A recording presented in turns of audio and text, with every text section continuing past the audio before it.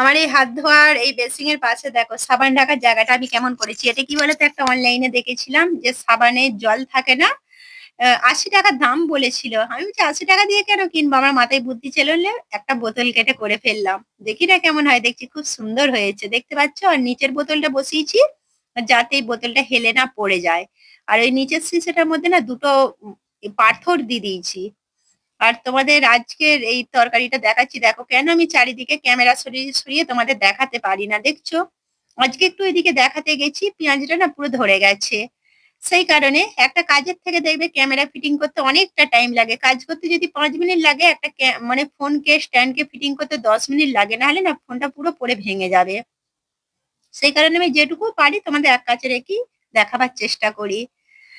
তোমাদের বলে দিলাম যাতে তোমরা বুঝতে পারো আমার কথাটা, যে আমি এক পাশেই কেন বলি চারিদিকে কাজ করি, এক পাশেই কেন দেখাই, কারণ চারিদিকে এইভাবে ক্যামেরা ধরে দেখাতে গেলে না আমি আর কিছুই বাগাতে পারবো না আর কি। যেটুকু আমার ভালো লাগা তোমাদের দেখাই, তোমরা আমাকে বোঝো, সেইটুকুই বুঝতে পারবে। আর আজকে দেখো তোমাদের ডিম এই ফাটানো টিপসটা বলে দিচ্ছি, একটাও ডিম তোমাদের ভাঙবে না। যদি কারো ডিম ভেঙে যায়, তোমরা ডিমগুলোকে না নুন দিয়ে প্রথম সেদ্ধ করবে। নুন দিয়ে গ্যাস প্রচুর জোরে দেবে না, প্রথমে জোর দিয়ে তারপরে মাঝারি গ্যাস দিয়ে অনেকক্ষণ সেদ্ধ করবে, 15 থেকে 20 মিনিট। তারপর অবশ্যই ডিমগুলোকে না ঠান্ডা জলে ধুয়ে নেবে, অনেক ঠান্ডা জলে ধুয়ে নেবে। দেখো আমি কতটা ঠান্ডা জলে ধুয়েছি, পুরো কড়াই থেকে আলাদা বাটিতে নিয়ে নিয়েছি।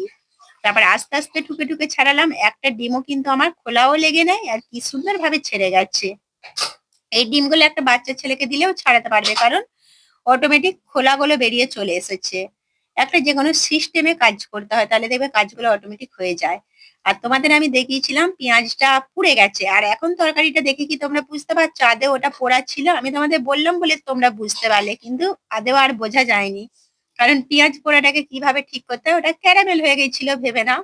আর কড়াইটা তো আর পুড়ে যায়নি, দেখতে পাচ্ছ আমি গ্যাস কম দিয়ে দিয়ে করছি তো, সেই কারণে ওটাকে একটু ঘুরিয়ে নিয়েছি। ওই টমেটো দিয়েছি, টমেটো দিয়ে ভালো করে একটু জল দিয়ে সেদ্ধ করে নিলাম, তেঁতো ভাবটা মানে পোড়া ভাবটা একদম কেটে গেছে। তোমরা তরকারিটা নিজেরাই দেখে বুঝতে পারলে।